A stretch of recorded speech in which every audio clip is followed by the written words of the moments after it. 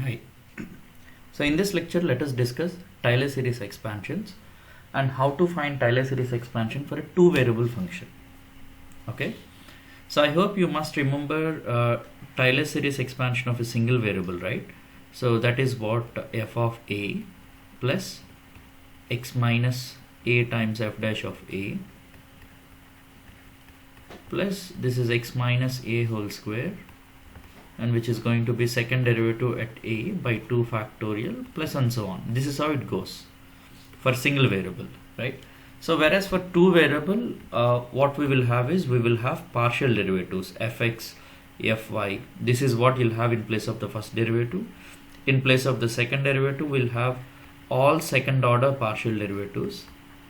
Similarly, in third derivative place, we'll have all third order partial derivatives. Okay. So let us clearly look at the formula. So here is the formula for Taylor series expansion of a two variable function. So initially what you will do, first you will evaluate at AB, okay, then you'll write x minus a into fx at AB and y minus b into fy at AB, and x plus 1 by 2 factorial into, now it is x minus a whole square times fxx and 2 times of x minus a times y minus b times fxy at AB. Similarly, y minus b whole square yy. So it is easy to see that it is following the pattern of a plus b whole square. Okay, so the next would be, it will be a plus b whole cube and third derivative with respect to x at AB plus and so on. This is how it goes. 3 times of, a plus b whole cube formula, right? So you just need to write the terms in that expansion. When you write 3 into x minus a whole square times fxxy here, sorry, and you'll have one more thing, x minus a whole square times y minus b, and that would be fxxy. Why? Because you see that you're taking this term two times and this one time. That's why we took xxy. And similarly, the other one would be just x minus a into y minus b whole square, so that here you'll get fxyy. Okay, and the last term you'll have the third derivative with respect to y minus b whole cube. Okay, so which exactly follows the pattern of a plus b whole power n. So this is the Taylor series expansion about a point a comma b. Okay, so here you can see the general formula. So the general formula can be written like this: summation 1 over n factorial times x minus a into dou by dou x plus y minus b into dou by dou y whole power n. Okay, so it means here you'll get the expansion of a plus b whole power n, and all these partial derivatives you need to evaluate at a comma b. Okay, so this is the general formula.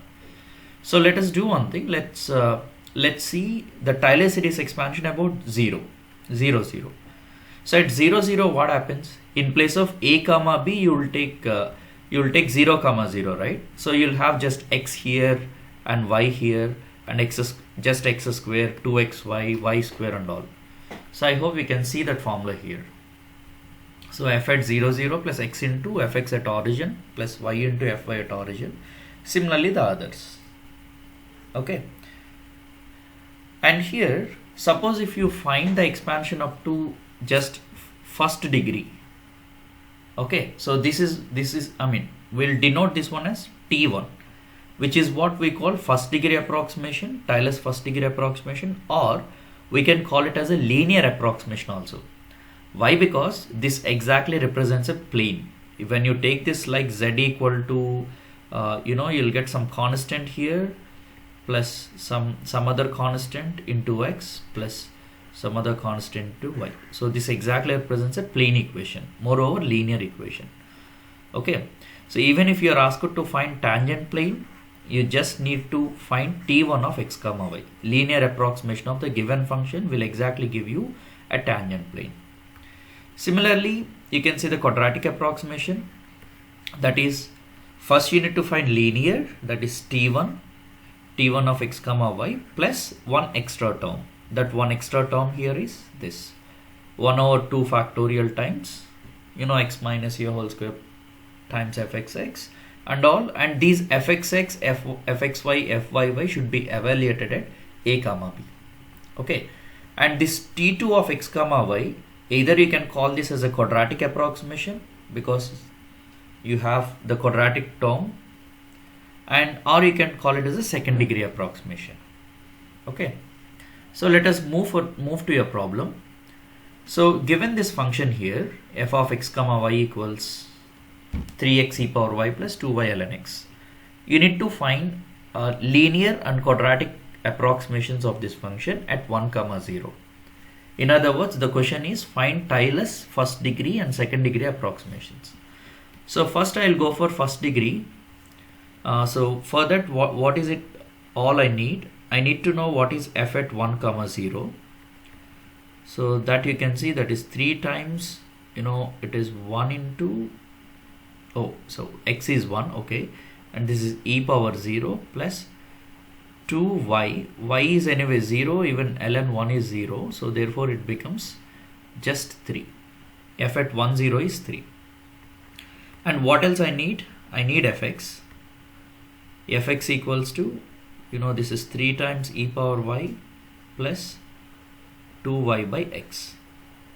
Okay, so from this you can easily derive what is fx at 1 comma 0.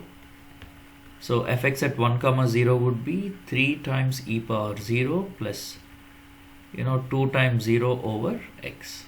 So this anyway becomes 3 again. Okay, so next I need to find fy. Fy would be 3x times e power y, derivative is e power y only, plus 2 times this is ln x, because the derivative of y is 1. Okay, now let me look at what is fy at 1 comma 0. So fy at 1 comma 0, this is 3 times 1 times e power 0 plus 2 times ln 1. So this becomes 3 plus 0, so this is also becomes 3. Okay, so now if you want to find Taylor's first degree approximation, then we are ready. So let's find it. So Taylor's first degree approximation, or you can call it as a linear approximation, and what will it be? F at 1 comma 0 plus x minus 1 times fx at 1 0 plus y minus 0 times fy at 1 0. So what is it exactly?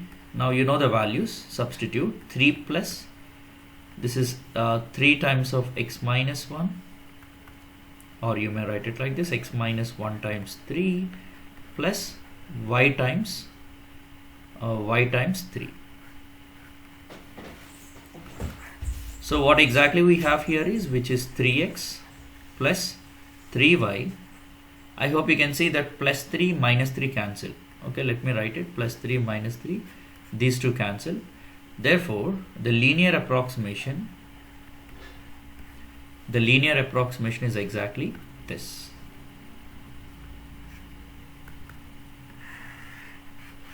Okay, even we can say that the tangent plane equation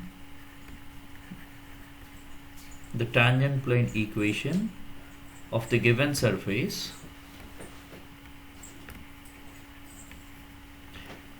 at 1 comma 0 is exactly z equal to 3x plus 3y.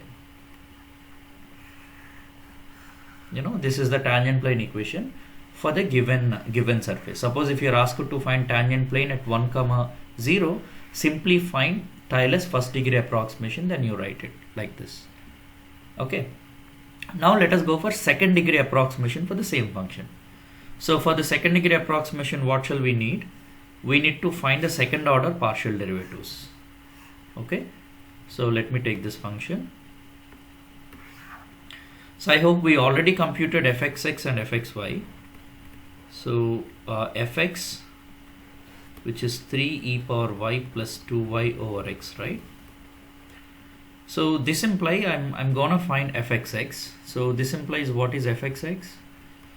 So fxx would be, first one is 0, next one derivative will be minus 2y by x square, because 1 by x derivative is minus 1 by x square. So from this it is easy to see what is fxx at 1 comma 0. So let's see fxx at 1 0. That's exactly minus 2 times of 0 over 1 square, which is 0 anyway. Okay, so I hope we can easily find fxy now. Fxy, it means derivative of fx with respect to y. So that is dou by of, this is 3 e power y plus 2y over x. And that's what exactly 3 times e power y plus 2 by x, because derivative of y is 1. So from here we can see what is fxy at 1 0. Fxy at 1 0, which is 3 times e power 0 plus 2 over 1, and you got 5. Okay, so we got this as 5. So let's just for identification purpose, I'm keeping in boxes like this. We need fxx and fxy at 1 0, and just one more thing, fyy. Okay, so for that let me just recall what is fy. So the given function is, okay, so this is 3x e power y. The other one 2y ln x. So its derivative with respect to y would be just 2 ln x. So this implies you can easily see what is fyy. Fyy is nothing but 3x e power y again plus 0. Okay, so we want fyy at 1 0. So fyy at 1 0, that is 3 times 1 times e power 0, which is 3 again. Okay, so we got even this. Okay, so we need all these three values, right? 0, 5, 3. Okay, so now we are ready to write Taylor's second degree approximation. So therefore t2 of x comma y. See, since we already found t1, I'm just making use of it. Otherwise, you write the entire formula. Okay, so since we found it already, I'm just making use of it. So t1 of x comma 1 plus 1 by 2 factorial times, this is x minus 1 whole square times fxx at 1 0 plus 2 times x minus 1 times y at fxy at 1 0 plus y square, that is y square at fyy at 1 0. So let's write it. I hope the t1 of x comma y, do you remember we got 3x plus 3y, okay, plus 1 by 2 factorial times, what is fxx? So fxx is anyway 0. Okay, so fxy is 5 and fyy is 3. Okay, so I'll directly write it. So this is x minus 1 whole square times 0 plus 2 times x minus 1 times y times, and we remember this value is 5 plus y square times 3. Okay, so finally the quadratic approximation q of x comma y, that would be equal to 3x plus 3y plus 1 by 2 factorial, that's nothing but 1 by 2 times, the first one is 0 plus 2 times 5, you'll get 10. So this is 10 times x minus 1 times y plus 3y square. So if you want to simplify this, finally this is how we can write 3x plus 3y, and you divide with 2, so that becomes 5xy minus, this becomes 5y plus 3 by 2 times of y square. Okay, therefore the quadratic approximation, which is 3x minus 2y plus 5xy plus 3 by 2 times of y square. So this is the quadratic approximation of the given function. Okay, So similarly, if you are asked to find cubic approximation, suppose if you are asked to find cubic approximation, then what will you do? You know that that's t3 of x comma y, and which is exactly q of x comma y,